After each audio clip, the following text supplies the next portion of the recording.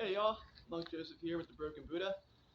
Today I'm just going to do a really quick course on leopard striking or second knuckle conditioning. You can do this on a heavy bag. I'm going to do it on a Makiwara board. I will have that heavy bag conditioning video coming up very, very soon.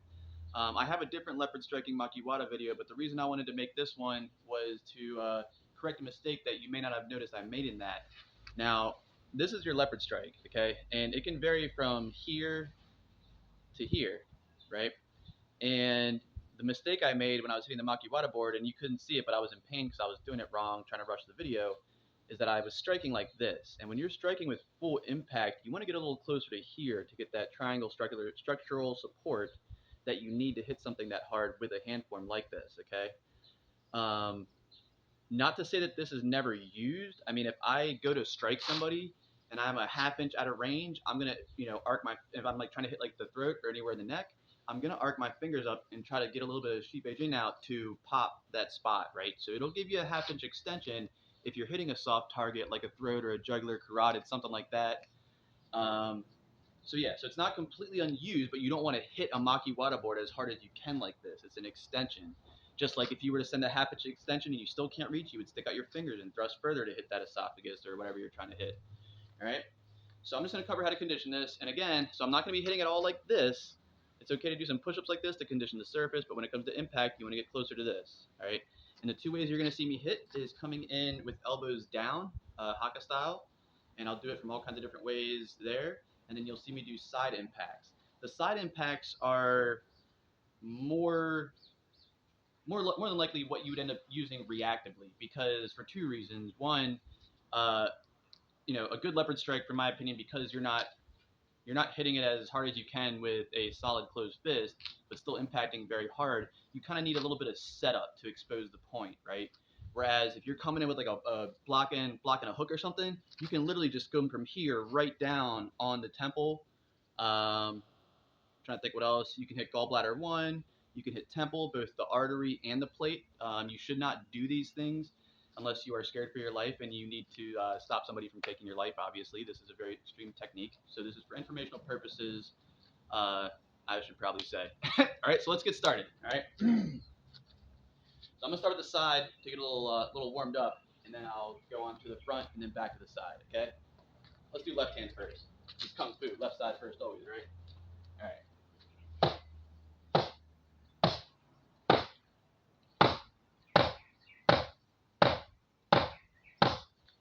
Other side.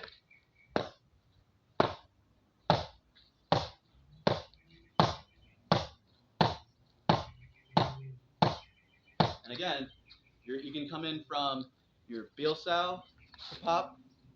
You can come in from a guard to pop, right? Um, and then, of course, if you're chambering, you can always check, push, like off the double senowale, and hit the technique here. Let's go into frontward. This is the harder one. And when you're doing this, I'll do it over here, but you want to get on your Makiwara board, get your extension however far you want it. Take a half inch step forward and keep the solidity of your strike. And eventually, probably not moving past the Makiwara pad is dense, so you're not going to make it more than about a half inch into that solidly. So I guess about a half inch is about as far as you're going to go. It'll be different with the heavy bag. So again, get your position. I'm going to send about here. All right, look down, take a half inch step, and now do it. Over here so you can see better.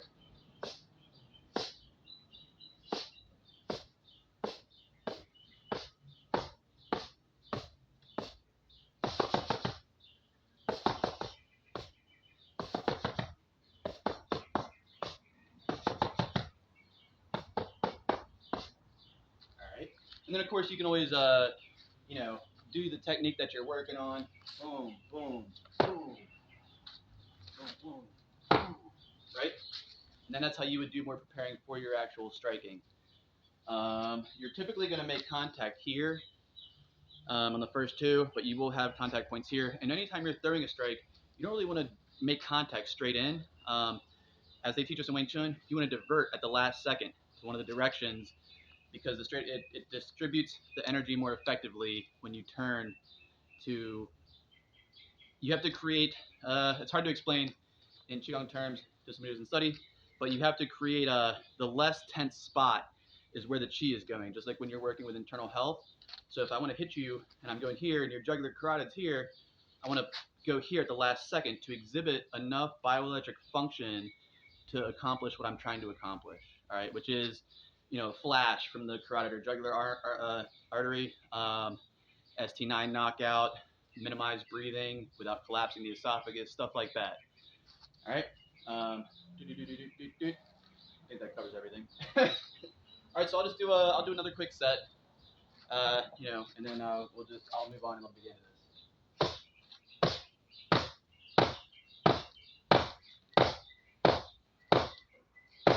And if you can tell, I'm kind of trying to keep my elbow down because you don't have a lot of space in a one-on-one street fight or a multiple-person street fight. You really got to stay tucked, protect your ribs so you don't get stuck and bleed out. I mean, that's a split-second end-of-life mistake right there. So you want to have your elbows tight. That's one of the reasons I keep my elbows tight.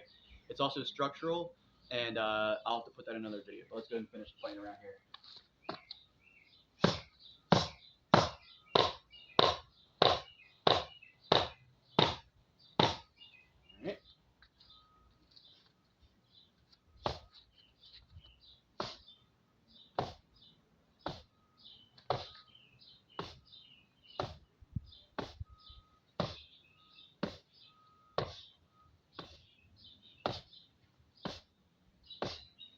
All right.